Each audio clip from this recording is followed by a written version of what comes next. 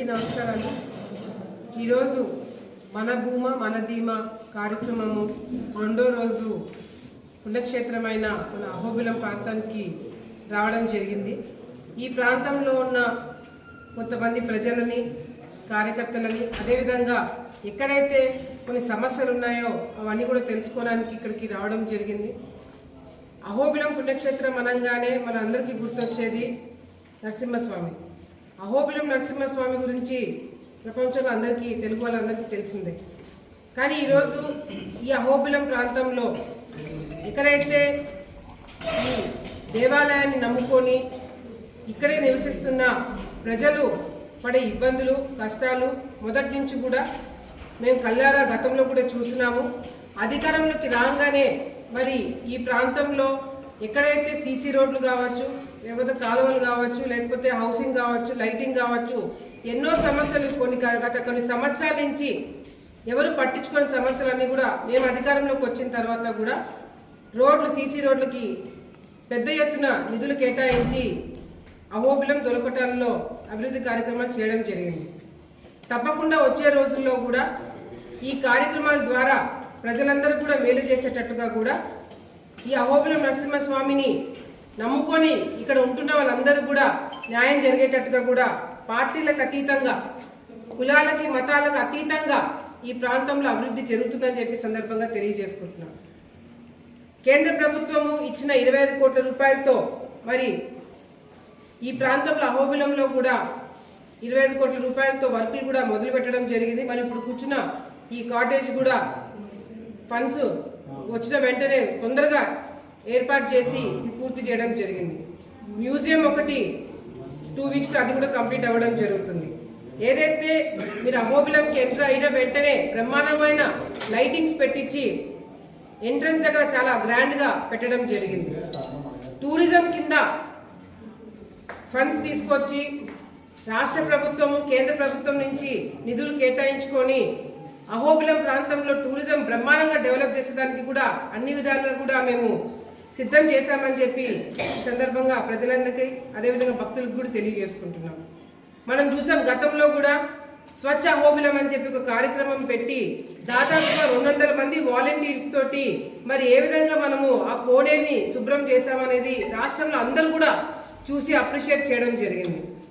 ఇంకా అటువంటి కార్యక్రమాలు అహోబిలంలో చేయాలా, అహోబిలం ఇంకా బాగా డెవలప్ అవ్వాలి, మన రాష్ట్రంలోనే ఇతర 2 రాష్ట్రాల్లోనే కాకుండా దేశంలోనే మన తిరుమల శ్రీశైలం తర్వాత గొప్పగా డెవలప్ అవ్వడానికి అవకాశం ఉన్న అహోబిలంని అన్ని విధాలుగా కూడా డెవలప్ చేస్తామని చెప్పి కూడా ఈ సందర్భంగా ప్రజలందరూ కూడా తెలియజేసుకుంటున్నాం. అహోబిలం గురించి అహోబిలంలో జరిగే విషయాలు కొన్ని మాట్లాడాల్సిన అవసరం ఎంతైనా ఉంది.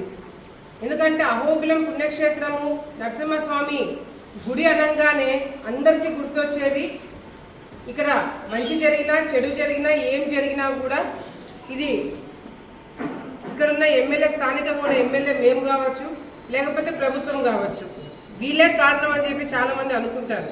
కానీ చాలా మంది భక్తులకి చాలా మందికి తెలియంది ఏంటంటే అహోబిలం పుణ్యక్షేత్రం ఏదైతే ఉందో గతంలో నేను మంత్రిగా ఉన్నప్పుడు ఇది ఎండోమెంట్ డిపార్ట్మెంట్ కింద ఉండింది. అప్పుడు టెంపుల్లో ఏం జరిగేది, ఎవరు ఎట్లా ఉద్యోగం చేస్తున్నారు, ఏం జరిగేదన్నా కూడా మేము బాధ్యత తీసుకోవడానికి అవకాశం ఉండేది. కానీ గత 5 సంవత్సరాలు అంటే వైసీపీ అధికారంలో ఉన్నప్పుడు అహోబిలం పుణ్యక్షేత్రం అనేది వాళ్ళు కోర్టు వేసి ఇది మఠం కిందికి వెళ్ళేటట్టుగా కూడా చేయడం జరిగింది. సో ఇది మఠం కిందికి వెళ్ళిన తర్వాత మా తరపు నుంచి అంటే ప్రభుత్వం తరపు నుంచి కానీ ఎమ్మెల్యేగా మేము కానీ అహోబిలం పుణ్యక్షేత్రంలో టెంపుల్లో జరిగే అడ్మినిస్ట్రేషన్కి మాకు ఎటువంటి సంబంధం కూడా ఉండదు. ఇక్కడ ఏ నిర్ణయం తీసుకున్నా ఏమి చేసినా కూడా అది లోపల ఉన్న మఠంకి సంబంధించిన వాళ్ళు మాత్రమే తీసుకోవడం జరుగుతుంది. మేము వచ్చిన 2 సంవత్సరాల్లో కూడా ఈ అహోబిలం పుణ్యక్షేత్రం నుంచి సిఇఓ కింద ఎంతో మంది దాదాపుగా 10 మంది సిఇఓలు మఠం కింద మారడం జరిగింది. ఎందుకు మారుతున్నారో, ఎవరు వస్తున్నారో, ఎక్కడి నుంచి వస్తున్నారో ఎవరికి కూడా మాకెవరికి కూడా తెలియదు. వాళ్ళు ఆ టెంపుల్కి సంబంధించిన నిధులు కావచ్చు, భక్తులు ఉండి చేసిన డబ్బుల దగ్గర నుంచి జుట్టు టెండర్ల దగ్గర నుంచి అన్నీ కూడా టెంపుల్ అధికారులు టెంపుల్లో ఉన్న సిఇఓ కింద లేకపోతే మఠం కింద మాత్రమే జరుగుతుంది. కానీ ఏదైనా చెడు జరిగితే మాత్రము పేపర్లలో టీవీలలో మాత్రము తెలుగుదేశం పార్టీలో ఉన్న మా మీద బుద్ధ జల్లడానికి అందరు రెడీగా ఉంటారు.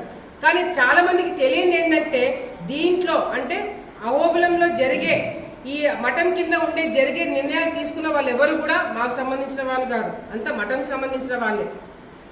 10 మంది సీఈఓలు మారినారు.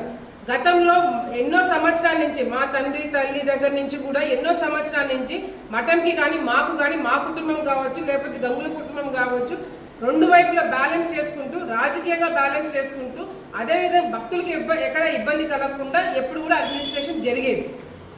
గతంలో 5 సంవత్సరాలు మేము లేనప్పుడు కూడా ఎన్నో అవకతవకలు జరిగినాయి. ఎన్నోసార్లు మేమే ప్రెస్ మీట్ పెట్టి చెప్పడం జరిగింది. మేము వచ్చే 2 సంవత్సరాల్లో ఇప్పుడు కూడా ఎక్కడో టోల్ గేట్ దగ్గర ఒక 50 రూపాయలు ఎక్కువ తీసుకున్నారని చెప్పి దాని పెద్ద పబ్లిసిటీ ఇచ్చి దేశవ్యాప్తం పబ్లిసిటీ ఇచ్చి మేము ఎమ్మెల్యే మీద బుద్ధ జల్లి తెలుగుదేశం పార్టీ మీద బుద్ధ జల్లి రాష్ట్ర ప్రభుత్వం మీద బుద్ధ జల్లే కార్యక్రమాలు చేశారు. కానీ మీరు టోల్ గేట్ వరకు మాత్రమే చూస్తున్నారు. గుడి లోపల జరిగే కొన్ని 100 కోట్ల రూపాయల స్కామ్ దాని గురించి ఎవరు మాట్లాడలేకపోతున్నారు. మేము ఎన్ని సందర్భాల్లో దాని గురించి మాట్లాడాలనుకున్నా కూడా గుడి పరుగు పోతుంది, మఠంకి సంబంధించిన వాళ్ళు బయటికి పెట్టకూడదనే ఒక పెద్ద ఆలోచనతో మేమందరం కూడా నోరు మూసుకోవడం జరిగింది. పీఠాధిపతి మీద మాకు చాలా గౌరవం ఉంది, మఠం మీద మాకు చాలా గౌరవం ఉంది. కానీ మఠం వాళ్ళు కూడా ఎటువంటి వ్యక్తులు అంటే పీఠాధిపతి గారికి హెల్త్ బాగాలేక ఆయన ఐసీయూలో ఉన్నారని చెప్పి ఒక వ్యక్తిని ఇక్కడ ఇన్ఛార్జ్గా పెట్టడం జరిగింది. దాని గురించి ఎక్కువ నేను చెప్పకూడదు, కానీ చాలా విషయాలు ఇక్కడ ఉన్న లోకల్గా ఉన్న వాళ్ళు కూడా చాలా మంది ఇబ్బందులు పడుతున్నారు. ఆయన తీసుకుంటున్న నిర్ణయాల వల్ల ఆయన బ్యాక్గ్రౌండ్ ఏంటి అంటే ఆయన మీద కేసులు ఉన్నాయా లేదా, ఎక్కడెక్కడ చీటింగ్ కేసులు ఉన్నాయి, పక్క రాష్ట్రాల్లో చీటింగ్ కేసులు పెట్టుకొని ఇక్కడికి వచ్చి ఈ టెంపుల్ని చూసుకోవడం అనేది చాలా విడ్డూరంగా అనిపిస్తుంది అందరికి కూడా. ఈరోజు నేను మీ అందరూ కూడా ఓపెన్గా ఒకటి చెప్పదలుచుకున్నాను. ప్రజలకి భక్తులకి అహోబిలం సంబంధించిన నరసింహస్వామి మీద ప్రేమ ఉన్న వాళ్ళందరికీ నేను ఒకటే తెలియజేసుకుంటున్నాను. ఇక్కడ దేవుడి పేరు చెప్పి దౌర్జన్యాలు దోపిడీలు చేసేంత కర్మ మాకు పట్టలేదు. దోపిడీలు దౌర్జన్యాలు చేసే వాళ్ళు దర్జాగా లోపల కూర్చొని ఉన్నారు. ఏ దోపిడీలు దౌర్జన్యాలు చేయకుండా మేమే కేసులు వేయించుకొని మేమే ఇప్పుడు ఇబ్బందులు పడుతూ ఇంకా ఇక్కడ మేము రాజకీయం చేయగలుగుతున్నామంటే దానికి కారణం ఏదో ఒక రోజు ఆ నరసింహస్వామి మాకు అవకాశం ఇస్తాడు.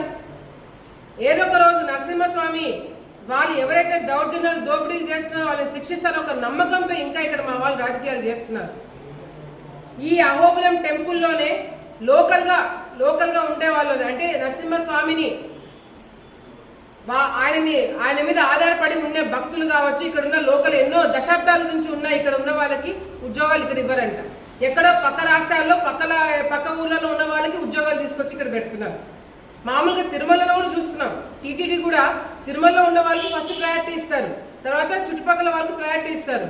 కానీ ఇక్కడ అహోబిలంలో ఏ టెంపుల్ అయినా మన దేశంలో ఎక్కడ చూసినా కూడా లోకల్స్ కి ఇంపార్టెన్స్ ఇస్తారు. ఆ స్వామిని నమ్ముకొని ఉన్న కుటుంబాలను చూసుకోవాలని చెప్పి ఎక్కడైనా సరే ఆదరిస్తారు. కానీ అహోబిలంలో చూస్తే మాత్రము ఇక్కడ పార్టీలను చూసి ఇప్పుడు కూడా చెప్తున్నా, పార్టీల గురించి నేను మాట్లాడకూడదు కానీ మాట్లాడాల్సి వస్తుంది. సాక్షి రిపోర్టర్లు వాళ్ళ కొడుకులు, వాళ్ళ బామర్దులు, లేకపోతే వైసీపీ నాయకులు వాళ్ళ కొడుకులు పక్క ఊర్లలో పక్క జిల్లాలో ఉంటున్న వాళ్ళకు కూడా ఇక్కడ ఉద్యోగాలు ఉన్నాయి. ఇదే గుడిని ఇదే దేవుని నమ్ముకున్న ఇక్కడున్న వాళ్ళకి మాత్రమే ఇక్కడ ఉద్యోగాలు సరిగ్గా ఇవ్వట్లేదు. ఇక్కడున్న ఎవరైతే సీఈఓగా ఇప్పుడు కొత్తగా వచ్చినారో సీసీ కెమెరాలు అన్నీ కూడా సీసీ కెమెరాలు టెండర్లు ఎవరికి ఇస్తారండి? ఆయన సంబంధించిన వాళ్ళు ఎవరైతే ఆయన కంపెనీలో ఉన్నారో ఆయన స్వయం ఉన్న కంపెనీకి ఆయన టెండర్లు ఇచ్చుకుంటాడు. ఇక్కడ జుట్టు టెండర్లు జరుగుతుంటే ఇక్కడ లా అండ్ ఆర్డర్ ప్రాబ్లం వస్తుంది, మేము క్యాన్సిల్ చేస్తున్నామని చెప్పి ఇదే సీఈఓ క్యాన్సిల్ చేస్తున్నామని చెప్పి రిటర్న్ గా రాసిచ్చి దొంగచాటునది ఎవరికి తెలియకుండా జుట్టు తమిళనాడు వాళ్ళకి టెండర్లు ఇచ్చేస్తారు. ఇట్లా చెప్పుకుంటూ పోతే చాలా చాలా చాలా జరుగుతున్నాయి. ఏది జరిగినా అహోబిలంలో ఏది జరిగినా కూడా ఎమ్మెల్యే కారణం. దయచేసి రిపోర్టర్లకి మేము ఒకటే తెలియజేసుకుంటున్నాం, భక్తులకు ఒకటే తెలియజేసుకుంటున్నాము. ఎవరైనా అహోబిలం గురించి మీరు ఇంకా లోతుగా తెలుసుకోవాలనుకుంటే ఒక వారం 10 రోజులు ఇక్కడే ఉండండి. ఎవరు ఏం చేస్తున్నారు, ఎవరు ఎటువంటి నిర్ణయాలు తీసుకోవడం వల్ల ఇక్కడున్న భక్తులు కావచ్చు లేకపోతే దేవుని నమ్ముకుని ఉన్న వాళ్ళు ఎన్ని ఇబ్బందులు పడుతున్నారో స్వయంగా మీ కళ్ళతో మీరే చూడండి. ప్రతిదానికి చెత్త పడేస్తే ఎమ్మెల్యే కారణం, చెత్త సరిగా క్లీన్ చేయకపోతే ఎమ్మెల్యే కారణం, గుడి లోపల పందులు తిరుగుతున్నా నేనే 10 సార్లు చెప్పిన, దానికి మేమే కారణం, బాత్రూమ్లు కట్టకపోతే టెంపుల్ లోపల బాత్రూమ్లు లేవు, పై అహోబిలంలో బాత్రూమ్లు లేవని 10 సార్లు మొత్తుకున్నా. కానీ మేము ఏదైనా చేయాలనుకుంటే మాత్రం వాళ్ళు సపోర్ట్ చేయరు. టెంపుల్కి సంబంధించిన వాళ్ళు ఎప్పుడు ఇటువంటి సమస్య రాలేదు. కొన్ని వేల సంవత్సరాల నుంచి అహోబిలంలో ఎంతో మంది మఠంకి సంబంధించిన వాళ్ళు ఎంతో మంది ఇక్కడ ఉద్యోగాలు చేశారు, ఎంతో మంది స్వాములు వచ్చినారు, కానీ ఎప్పుడు ఎవరికి ఇబ్బంది కలగల. కానీ ఇప్పుడు మాత్రమే ఎందుకు కలుగుతుంది? దయచేసి ఇవన్నీ కూడా మీడియా మిత్రులు అర్థం చేసుకొని మీరు ఇంకా డీప్గా ఎంక్వైరీ చేయాలంటే చేయండి. మా వాళ్ళు తప్పు ఉంటే తప్పకుండా మేము కూడా దాని మీద మేము స్పందించడానికి సిద్ధంగా ఉన్నాం. కానీ మాకు సంబంధమే లేని దాని మీద మీరు రాస్తారు, సంబంధం లేని దాని మీద మమ్మల్ని లాగుతారు. దానికి మేము సమాధానం చెప్పాలంటే కరెక్ట్ కాదు. ఓపికగా ఉన్నాము కానీ ఇప్పుడు ఓపిక నశించిపోయింది. మేము పోలీస్ డిపార్ట్మెంట్ వాళ్ళని కూడా ఒకటే రిక్వెస్ట్ చేస్తున్నాం, అహోబిలంలో లా అండ్ ఆర్డర్ ఇష్యూ రాకుండా ఉండాలి అంటే మఠం వాళ్ళని కూడా ఒకటే రిక్వెస్ట్ చేస్తున్నాం. పీఠాధిపతి గారిని మేము పర్సనల్గా రిక్వెస్ట్ చేస్తున్నాం, దయచేసి అహోబిలంలో జరిగే ఈ అక్రమాలని అవినీతిని అడ్డుకోండి. లేకపోతే భక్తులు వేలు కాదు లక్షల మంది భక్తులు నరసింహస్వామి గుడిలో అవినీతి అక్రమాలు జరిగితే మాత్రము మాతో సహా కొన్ని లక్షల మంది భక్తులు ఊరుకోరని చెప్పి కూడా ఈ సందర్భంగా తెలియజేసుకుంటూ, దయచేసి అహోబిలంలో తప్పుడు ప్రచారాలను నమ్మకండి, వాస్తవాలు ఏంటో తెలుసుకొని రాయాలా మాట్లాడాలని చెప్పి కూడా మీడియా మిత్రులకు తెలియజేసుకుంటున్నాము.